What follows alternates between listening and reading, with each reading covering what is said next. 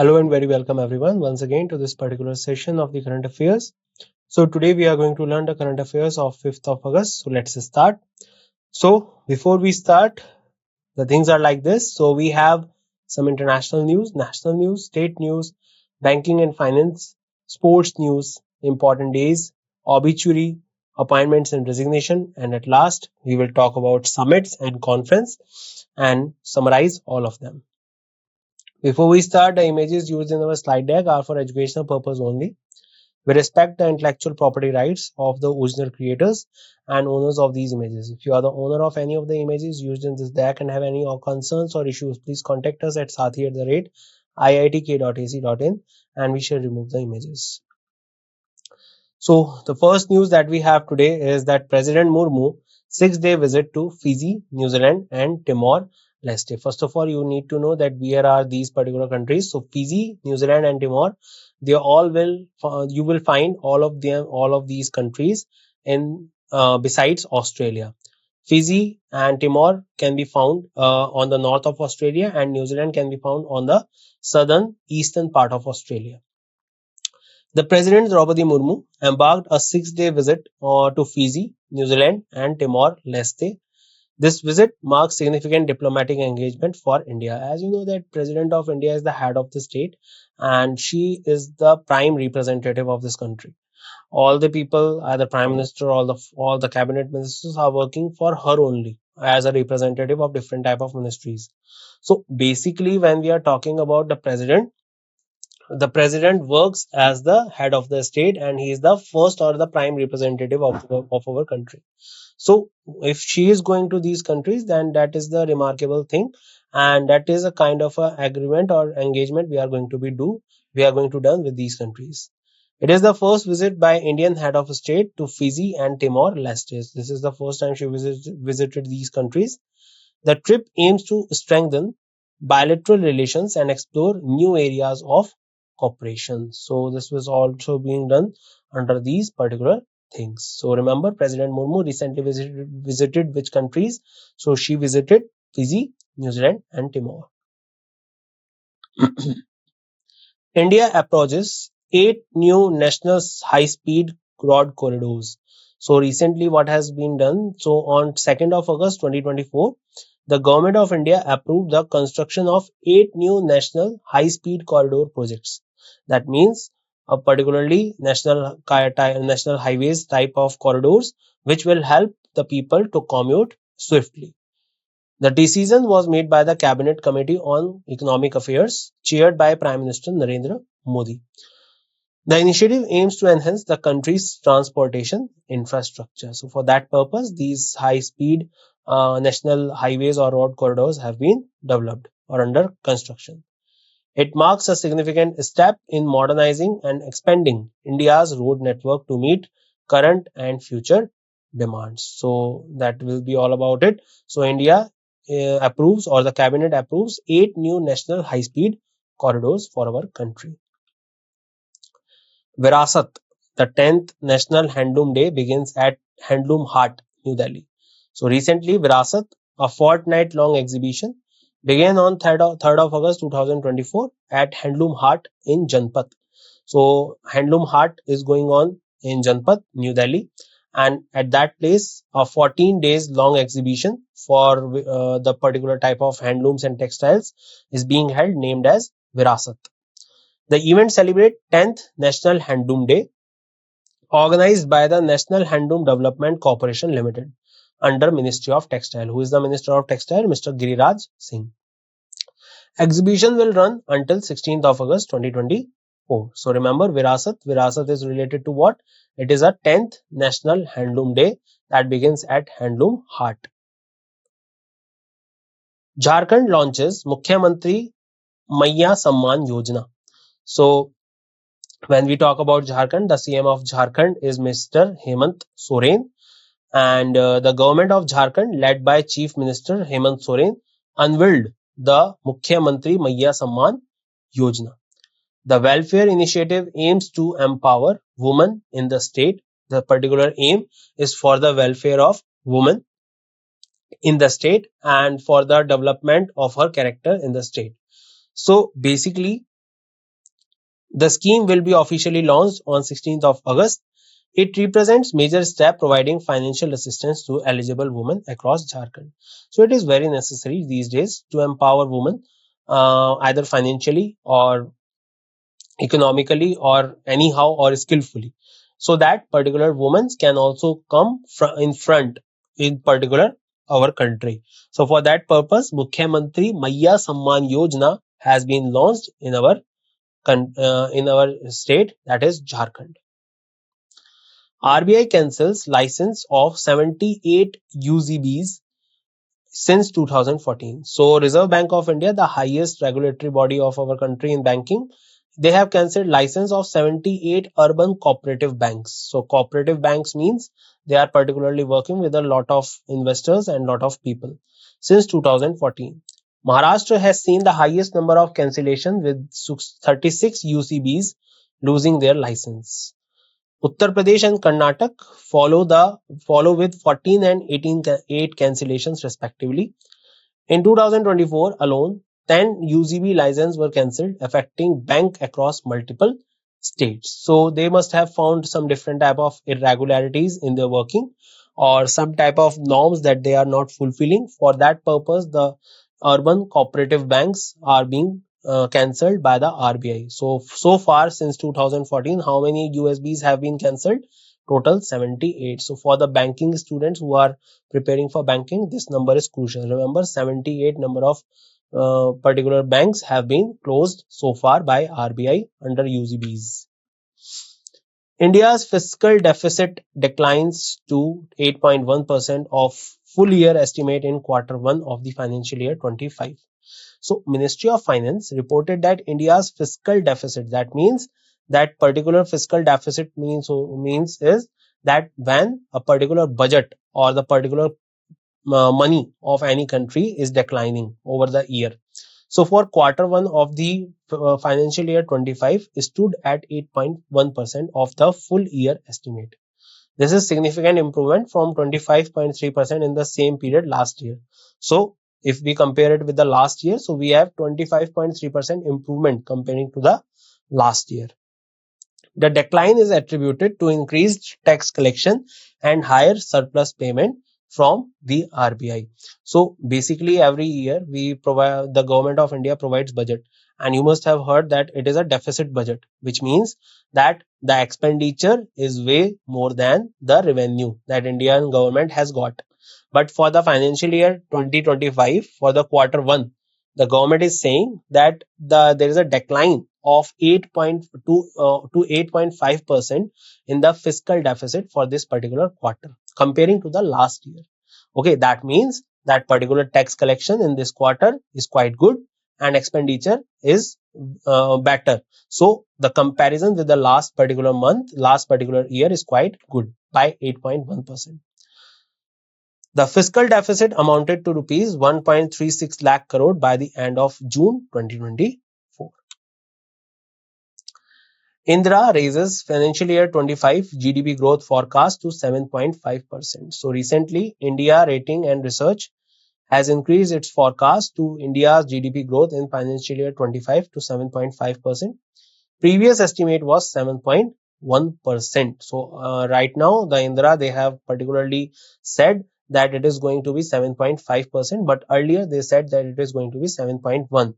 The revised projection surpasses RBI's forecast of 7.2. RBI said 7.2 and Finance Ministry estimate it to be between 6.5 to 7%. Okay, so these are the datas for the banking students especially. Please remember them.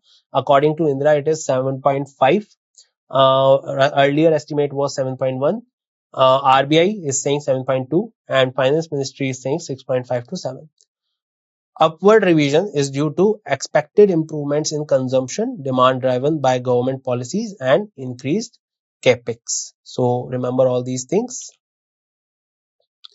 Novak Djokovic clinched first Olympic gold medal at the Paris 2024 Olympics. So Novak Djokovic of Serbia, very famous person in tennis federation, secured his first Olympic gold medal at the Paris 2024 Olympics. He overcame Spain Carlos Alcaraz in a gripping men's singles final at Roland Garros. The victory cements Djokovic's status in the annals of tennis history. This achievement is a milestone in his illustrious career. So Novak Djokovic is a very famous personality in tennis federation, and after achieving all the different type of grand slams all over the world, now one more thing that has been added to his pocket is the gold medal, that he has won the first Olympic gold medal at Paris by Novak Djokovic. He defeated whom? He defeated Spanish tennis star Carlos Alcaraz. Remember his name also. There is another name in the industry these days, that is Yannick Sinner also. He is from Italy. Remember his name as well. Star shooter Manu Bhaker said to be India's flag bearer in closing ceremony. So Manu Bhaker, India's two-time Olympic bronze medalist, she plays shooting, has been chosen as India's flag bearer for the closing ceremony at the Paris Olympics. So there is an opening ceremony and closing ceremony. So after she won two bronze medals, that is a remarkable history in the Olympic history of India. Now she particularly is chosen as to carry the flag during the closing ceremony of the Paris Olympics. The Indian Olympic Association confirmed her selection. Bhaker will represent India as the women's flag bearer during the event. Her selection is the recognition of her outstanding contribution to Indian sport. She belongs to Haryana, and she recently won two bronze medals in the shooting game. Celebration of Paris Olympics 2024, India releases commemorative postage stamps. So Department of Post is set to release a special set of postage stamps to commemorate the Paris Olympics. So basically, after India has done quite good in the comparing to the Olympics games that we have done in the past some years. So basically, for that to commemorate them, the Paris Olympics postage stamps are being commemorated. The event is scheduled for August 5, 2024 at 12 p.m. at Rang Bhavan, All India Radio, New Delhi. Stamps celebrate sportsmanship, international unity, and Indian support for the Olympic movement. This gesture marks as a significant celebration for Paris Olympics 2024. So for this purpose, the particular postage stamps will be commemorated in this upcoming event. Noah Lyles wins US man 100-meter Olympic gold in 20 years. This news is quite important one. So American sprinter means the person who take part in the running competitions in Olympics. Noah Lyles clinched gold in the men's 100-meter sprint at the 2024 Paris Olympic. The race was of the closest in Olympic history, with Lyles finishing just 0.005 seconds ahead of Jamaica's Kishane Thompson.